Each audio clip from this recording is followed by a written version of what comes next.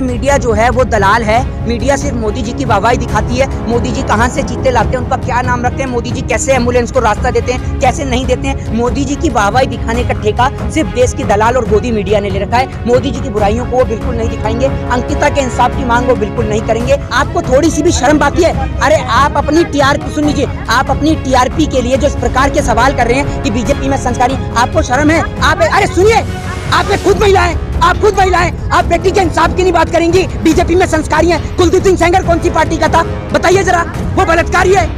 कैसी बात करिए, शर्म आनी चाहिए। एक महिला होते हुए उस बेटी के इंसाफ की मांग नहीं करते। स्मृति ईरानी की बेटी के ऊपर लगा दीजिए आरोप। स्मृति ईरानी कल सदन में खड़ी होकर चिल्लाने लग जाएंगी, विपक्षियों पर टिप्पणी करने लग जाएंगी, लेकिन जब बात देश के अंदर उनकी बेटी के अलावा दूसरी बेटियों की होती है तो वो नहीं करती हैं। दूसरे बलात्कारी आपकी पार्टी में, डकैती आपके पार्टी में, चोर आपकी पार्टी में, बच्चा चोर आपकी पार्टी में, चकला चोर आपकी पार्टी में, अपने घर की नौकरानियों को पीटने वाले आपकी पार्टी में, महिलाओं के साथ उत्पीड़न करने वाले आपकी पार्टी में, सारे गलत करने वाले लोग तो आपके साथ में।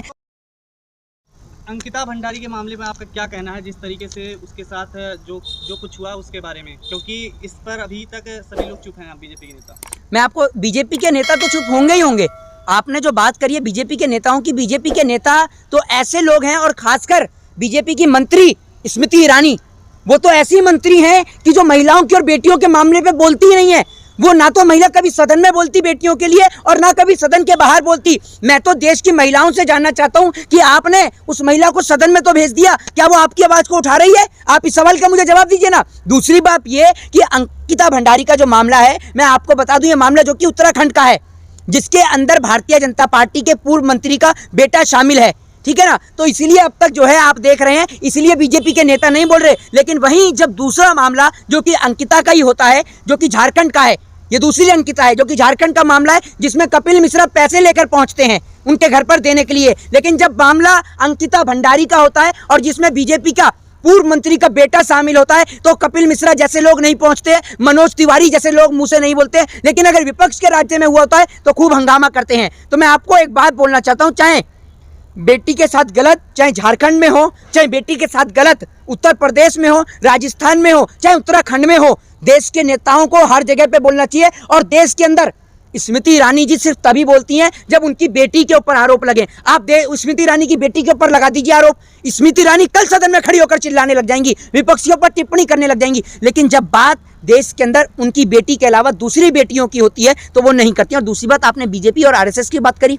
आरएसएस के कार्यकर्ता का आपने देखा होगा कितनी अभद्र भाषा में उसने उनके परिवार को लेकर लिखा, और ये भी लिखता है कि बेटी से काम करवाते हैं। अरे आप एक बात मुझे बताइए, आज के देश में बेटियां वो हैं जो बेटों से आगे निकल रही हैं। भारत देश का कोई ऐसा सेक्टर या कोई एक ऐसा क्षेत्र बताइए जिसमें बेटियां काम नहीं करती? बताइए ना आप मुझे। वैज्ञानिक से लेकर औद्योगिक से लेकर प्रौद्योगिक तक, शिक्षा से लेकर स्वास्थ्य से लेकर हर एक चीज में आपको महिलाएं नजर आएंगी। क्या डॉक्टर लेडीज नहीं है? क्या वैज्ञानिक लेडीज नहीं है? आप मुझे बताइए ना।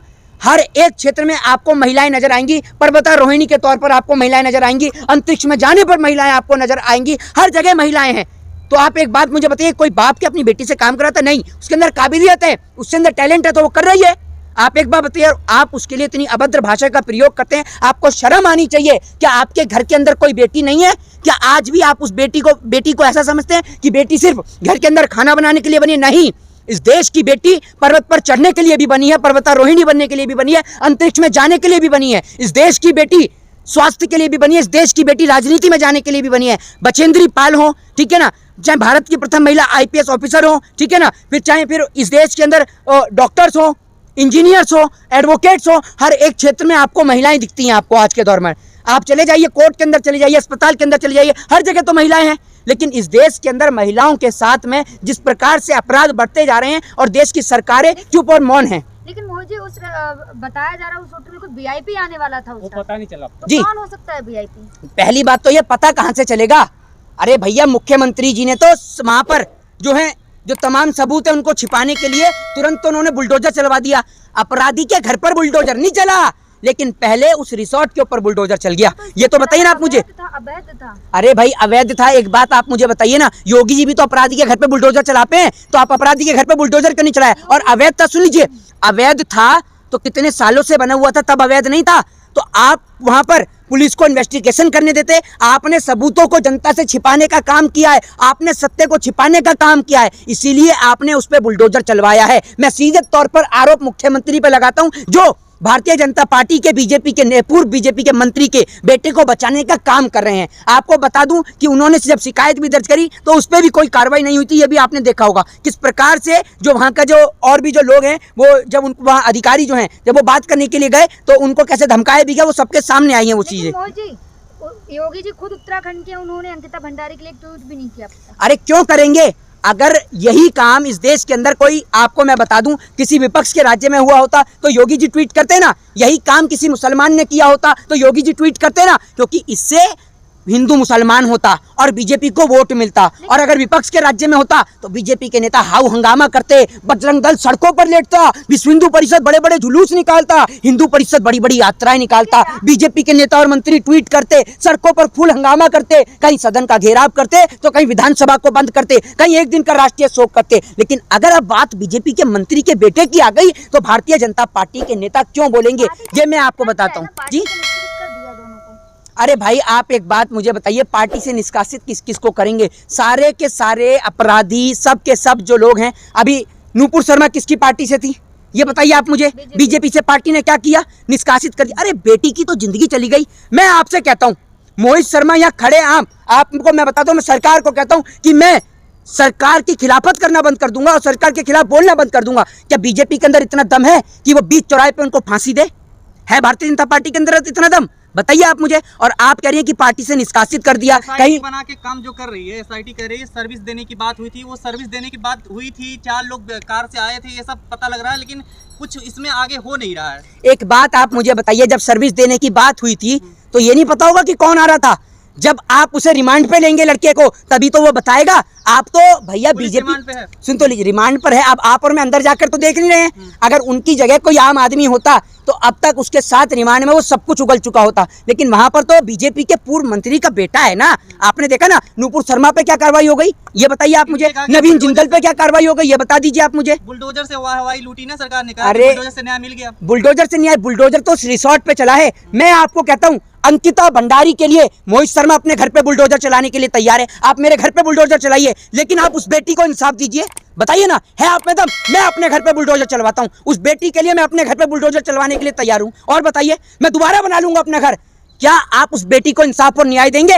मैं आपसे कहता हूं, मैं चलवाऊंगा अपने घर पे बुलडोजर। बुलडोजर हर चीज का समाधान नहीं है। आप खुद एक बहन है, किसी भाई की बहन है, आप किसी पिता की बेटी हैं। आपको तो खुद समझना चाहिए कि आप महिलाएं हैं और आपको एक महिला होने के नाते महिला की बेटी के इंसाफ की मांग को उठाना चाहिए। और मोहित शर्मा अपने घर पर बुलडोजर इसलिए चलाने को तैयार है क्योंकि मोहित शर्मा के घर में भी उसकी बहन है, मोहित शर्मा के घर में भी उसकी माँ है। इसीलिए मोहित शर्मा जितना प्यार अपनी बहन से करता है उतना ही प्यार देश की हर एक बहन से करता है। एक तरफ कहा जाता है बीजेपी में संस्कारी है, लेकिन दूसरी तरफ अगर देखा जाए जहाँ भी संस्कारी और बीजेपी में कैसी बात कर रही हैं आप? अरे कैसी?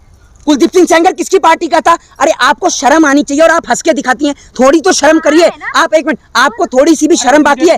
अरे आप अपनी टीआरपी सुन लीजिए, आप अपनी टीआरपी के लिए जो इस प्रकार के सवाल कर रहे हैं कि बीजेपी में संस्कारी है, आपको शर्म है? आप अरे सुनिए, आप खुद महिलाएं, आप खुद महिलाएं, आप बेटी के इंसाफ की नहीं बात करेंगी, बीजेपी में संस्कारी हैं। कुलदीप सिंह सेंगर कौन सी पार्टी का था बताइए जरा? वो बलात्कारी है।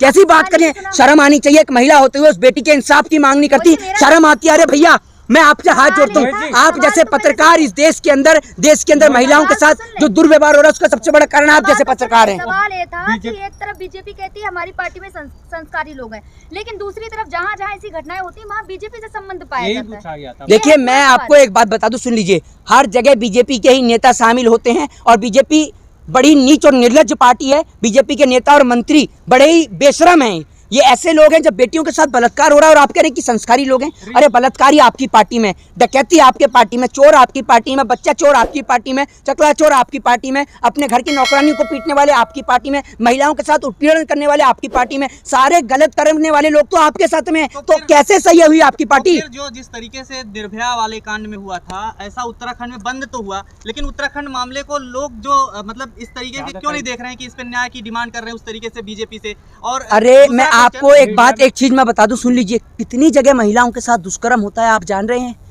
बड़े बड़े हाईलाइटेड हाल ही के बता दूं, लखीमपुर अभी हाल ही दिन का है, उत्तराखंड हाल ही दिन का है, ठीक है ना। उससे कुछ दिन पहले चले जाएंगे तो आपको नजर आ जाएगा वहां पर जो आपने देखा था हाथरस वाला।